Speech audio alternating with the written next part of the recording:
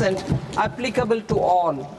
The threshold for availing safe harbor for IT services is being enhanced substantially from 300 crore rupees to 2,000 crore rupees.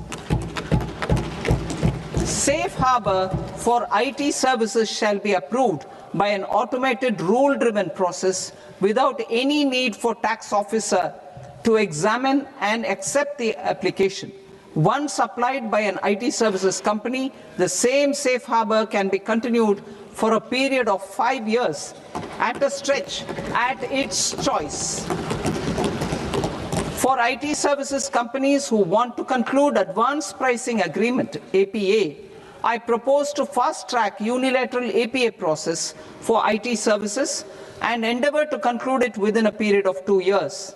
The period of 2 years can be extended by a further period of 6 months on taxpayers' request.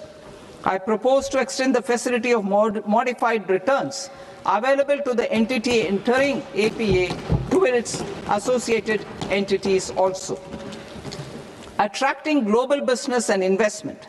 Recognizing the need to enable critical infrastructure and boost investment in data centers, I propose to provide tax holiday till 2047 to any foreign company that provides cloud services to customers globally by using data center services from India. It will, however, need to provide services to Indian customers through an Indian reseller entity. I also propose to provide a safe harbor of 15% on cost in case the company providing data center services from India is a related entity. To harness the efficiency of just-in-time logistics for electronic manufacturing, I propose to provide safe harbor to non-residents for component warehousing in a bonded warehouse at a profit margin of 2% of the invoice value. The resultant tax of about 0.7% will be much lower than in competing jurisdictions. To provide fillip to toll manufacturing in India, I propose to provide exemption from income tax for 5 years to any non-resident who provides capital goods, equipment, or tooling to any toll manufacturer in a bonded zone.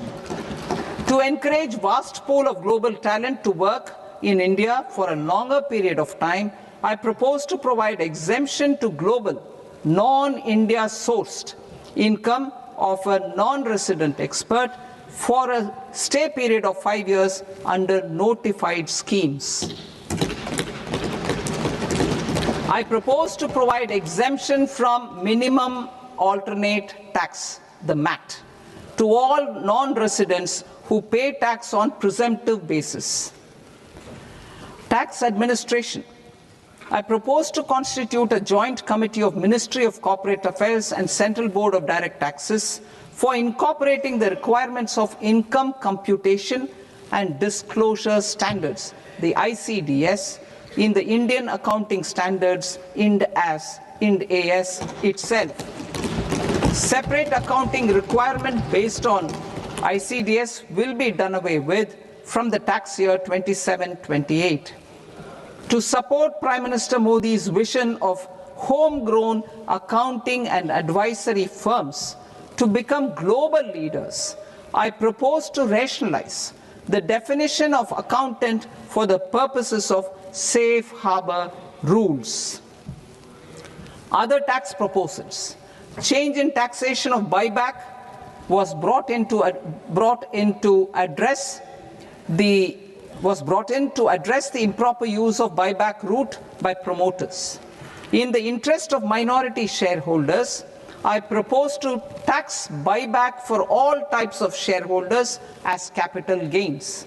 However, to disincentivize misuse of tax arbitrage, promoters will pay an additional buyback tax. This will make effective tax 22% for corporate promoters. For non-corporate promoters,